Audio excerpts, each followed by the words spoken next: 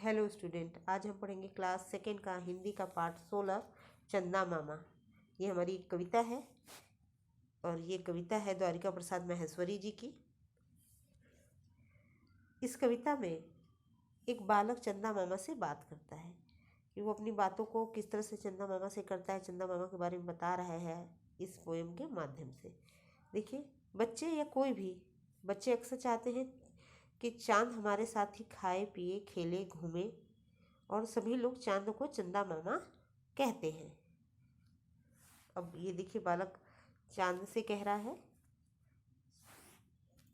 चंदा मामा आ जाना, साथ मुझे कल ले जाना, कल से मेरी छुट्टी है, ना आए तो कुट्टी है। कुट्टी है यानी रूठ जाना। यहाँ बालक चंदा मामा से बात कर रहा है और कह रहा है कि चंदा मामा, कल आप आ जाना और आप मुझे अपने साथ लेके जाना, क्योंकि कल से मेरी छुट्टी है। अगर आप मुझे लेने नहीं आओगे तो मैं आपसे रूठ जाऊंगा, आपसे नाराज हो जाऊंगा। आगे देखिए, चंदा मामा खाते लड्डू आसमान की थाली में, लेकिन वे पीते हैं पानी आकर मेरी प्याली में। प्याली यानी छोटी सी कटोरी। आगे बालक बोल रहा है कि चंदा मामा लड्डू खाते हैं आसमान की थाली में। बड़े से आसमान में वे रहते हैं और वहीं से वो लड्डू खाते हैं। वो आसमान की थाली में से लड्डू खाते हैं, लेकिन जब उन्हें पानी पीना होता है तो क्या करते हैं, आते हैं मेरी छोटी सी कटोरी में, आकर पानी वो पीते हैं। यानी मेरी छोटी सी कटोरी में जहाँ पानी रखा रहता है उसमें आसमान में से चांद की परछाई उसमें दिखाई देती है। तो बालक यही समझता है कि चांद उसके कटोरी में से पानी पीने आ रहे हैं। आगे बालक बोल रहा है, चांद चंदा हमें चांदनी, चंदा हमें चंदा देता हमें चांदनी, सूरज देता धूप, मेरी अम्मा मुझे पिलाती बना टमाटर सूप। आगे बालक बोलता है, चंदा हमें चांदनी देता है, चंदा हमें रात में अपना प्रकाश शीतलता चांदनी देता है, शीतलता प्रदान करता है। सूरज हमें धूप देता है, और मेरी मम्मी जो है, मेरी अम्मा जो है, जो मेरी माँ है, मुझे टमाटर का सूप यानी सब्जियों का गरम रस, सूप यानी सब्जियों का गरम रस, चाहे किसी भी सब्जियों को, यहाँ टमाटर का रस है, गरम रस है। तो बालक बोल रहा है कि चंदा हमें शीतलता देता है, चांदनी देता है, और सूरज हमें धूप देता है, और जो मेरी माँ है मुझे टमाटर का गरम सूप बनाकर पिलाती है। थपकी दे दे कर जब अम्मा मुझे सुलाती रात में, सो जाता चंदा मामा से करता करता बात में। आगे बालक बोल रहा है कि जब थपकी दे देकर रात में मुझे मेरी माँ सुलाती हैं, तब मैं आसमान में जो चांद होता है उससे बातें करते करते धीरे धीरे सो जाता हूँ। उनको देखते हुए, उनसे बातें करते हुए मुझे नींद आ जाती है। तो ये हमारी कविता थी चंदा मामा। ये द्वारिका प्रसाद माहेश्वरी जी की कविता थी। आगे शब्दार्थ है। शब्दार्थ में दो ही दिया हुआ है, कुट्टी करना यानी रूठ जाना, सूप यानी सब्जियों का गरम रस। तो ये आपको पहले पोयम लिखना है, उसके बाद आपको शब्दार्थ लिखना है, उसके बाद हम क्वेश्चन आंसर लिखेंगे। पाठ को समझें। इस हेडिंग के अंतर्गत पहला प्रश्न, कविता की पंक्तियाँ पूरी करो। यहाँ कविता की पंक्तियाँ पूरी करने के लिए आना है। जो कविता हमारी है उसका कुछ पार्ट दिया हुआ है, कुछ भाग दिया हुआ है, कुछ शब्द नहीं दिए हैं, उसको हमें लिखना है। चंदा मामा आ जाना, हमें यहाँ लिखेंगे चंदा मामा आ जाना, साथ मुझे, ये लिखा हुआ है, उसके आगे हम लिखेंगे कल ले जाना। तो दोनों मिला के पंक्ति बनेगी, चंदा मामा आ जाना, साथ मुझे कल ले जाना। ख देखिए, थपकी दे दे कर जब अम्मा, ये लिखना होगा मुझे, ये लिखा हुआ मिलेगा सुलाती रात में। दोनों पंक्ति बनेगी, थपकी दे दे कर जब अम्मा मुझे सुलाती रात में। ये इस तरह से कविता की पंक्तियाँ पूर्ण हो जाएंगी। उसके बाद है प्रश्न संख्या 2, निम्नलिखित प्रश्नों के उत्तर दो। प्रश्नोत्तर है, निम्नलिखित प्रश्नों के उत्तर देना है आपको। अपने नोटबुक में मौखिक और लिखित दोनों प्रश्नोत्तर लिखने होंगे।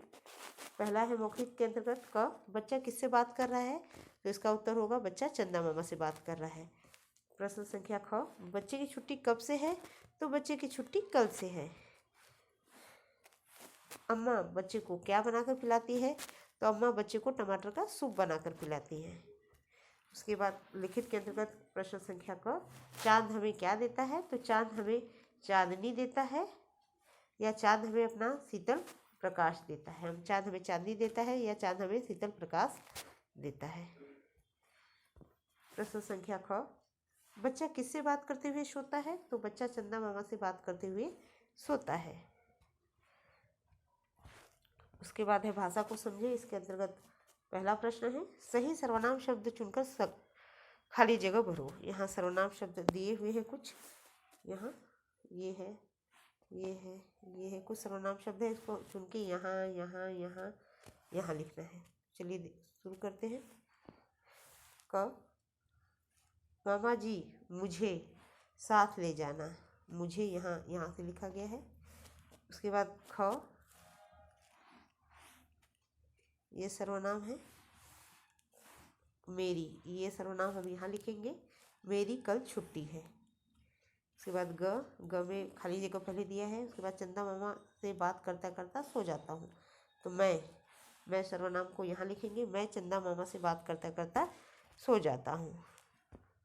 घ में देखिए खाली जगह, प्याली में पानी पीते हैं वे, ये सर्वनाम हम यहाँ लिखेंगे, वे प्याली में पानी पीते हैं। अंग, माँ खाली जगह थपकी देकर सुलाती है मुझे, ये सर्वनाम यहाँ लिखेंगे। तो माँ मुझे थपकी देकर सुलाती है। तो इस तरह से ये प्रश्न पूर्ण हो जाएगा। आगे देखिए प्रश्न संख्या 2, इन विराम चिन्हों को जानो। पहला है पूर्ण विराम, इस चिन्ह को हम पूर्ण विराम कहते हैं, इसे हम प्रश्नवाचक चिन्ह कहते हैं।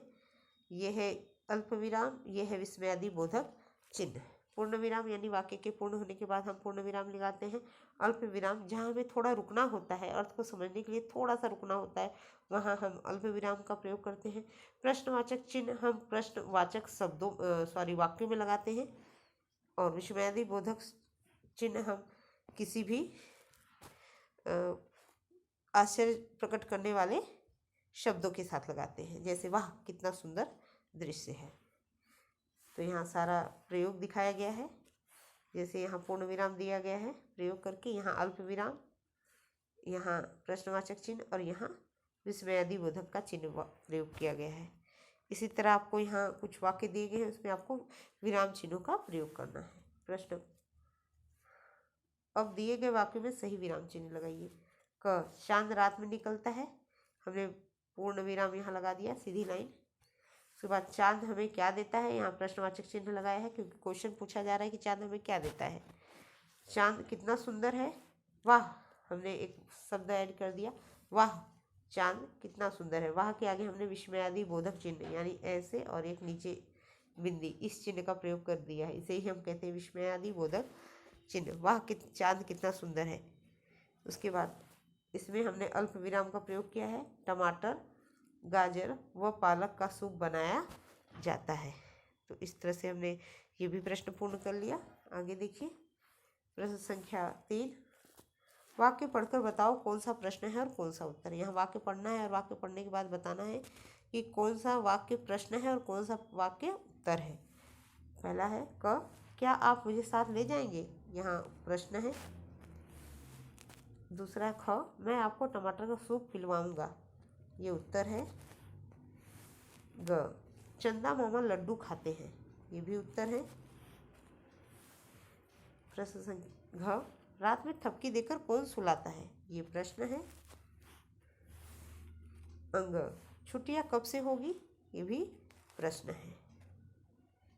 उसके बाद देखिए प्रश्न संख्या 4, दिए गए शब्दों के समान अर्थ वाले शब्दों पर टिक लगाओ, यानी पर्यायवाची शब्दों पर हमें टिक लगाना है। चांद, चांद का सही पर्यायवाची शब्द है शशि। आसमान, इसका सही पर्यायवाची शब्द है आकाश। पानी, इस शब्द का सही पर्यायवाची शब्द है नीर। सूरज, इस शब्द का सही पर्यायवाची शब्द है रवि। तो इस तरह से हम इन चारों पे टिक लगा लेंगे। चलो बात करते हैं, अगर आपको चंदा को कुछ खिलाना हो तो आप उसे क्या क्या खिलाएंगे, कक्षा में चर्चा करो। ये आपको रचनात्मक कार्य दिया हुआ है, कल्पना के पंख भी कह सकते हैं कि अगर चांद को आपको कुछ खिलाना होगा तो आप क्या क्या खिलाना चाहेंगे, आपस में बच्चे बात करेंगे इसमें।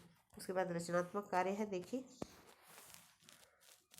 खाली स्थान भरो और सितारों का स्टिकर चिपकाओ।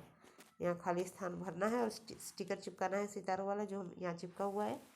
पहले लिखेंगे चंदा मामा दूर के, पुए पकाए दूध के, आप खाए थैली में, मुन्ने को दे प्याली में, प्याली गई टूट, मुन्ना गया रूठ, नई प्याली लाएंगे, मुन्ने को मनाएंगे। तो इस तरह से ये रचनात्मक कार्य भी हो जाएगा। नोटबुक कार्य देखिए।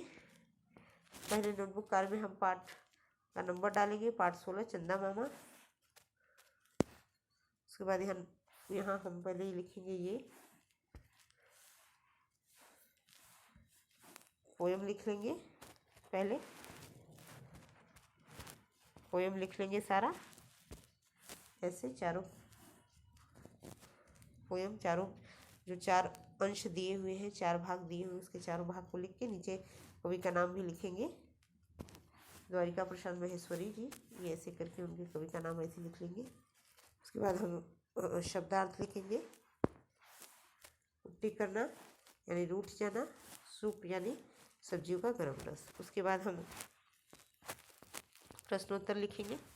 प्रश्न 1, निम्नलिखित प्रश्नों के उत्तर लिखिए। पहला प्रश्न यही है कि बच्चा किससे बात कर रहा था, तो उत्तर होगा बच्चा चंदा मामा से बात कर रहा है। या चंदा मामा किससे बात कर रहा है, बच्चा किससे बात कर रहा है, तो बच्चा चंदा मामा से बात कर रहा है। प्रश्न ख, बच्चे की छुट्टी कब से है, तो बच्चे की छुट्टी कल से है। अम्मा बच्चे को क्या बनाकर पिलाती है, तो अम्मा बच्चे को टमाटर का सूप बनाकर पिलाती है। चांद हमें क्या देता है, तो चांद हमें चांदनी या शीतल प्रकाश देता है। बच्चा किससे बात करते हुए सोता है, तो बच्चा चंदा मामा यानी चंद्रमा से बात करते हुए सोता है। दिए गए शब्दों के पर्यायवाची लिखिए। दिए गए शब्दों के पर्यायवाची, यहाँ चंदा का पर्यायवाची है शशि, इंदु, चंद्रमा। सूरज का पर्यायवाची है रवि, भास्कर, भानु। पानी का पर्यायवाची है नीर, जल, अम्बु, तोय। आसमान का पर्यायवाची है नभ, गगन, अंबर। और रात का पर्यायवाची है निशा, रात्रि, तम। कविता से संबंधित शिक्षाप्रद प्रश्न है। प्रश्न है, प्रस्तुत कविता में किसका वर्णन किया गया है, तो उत्तर होगा इसका प्रस्तुत कविता में चांद का वर्णन किया गया है। तो इस तरह से हमने पाठ भी पढ़ लिया, समझ पुस्तक अभ्यास भी पूर्ण कर लिया, नोटबुक कार्य भी देख लिया है। तो आज के लिए बस इतना ही, मिलते हैं नेक्स्ट क्लास में। Thank you student.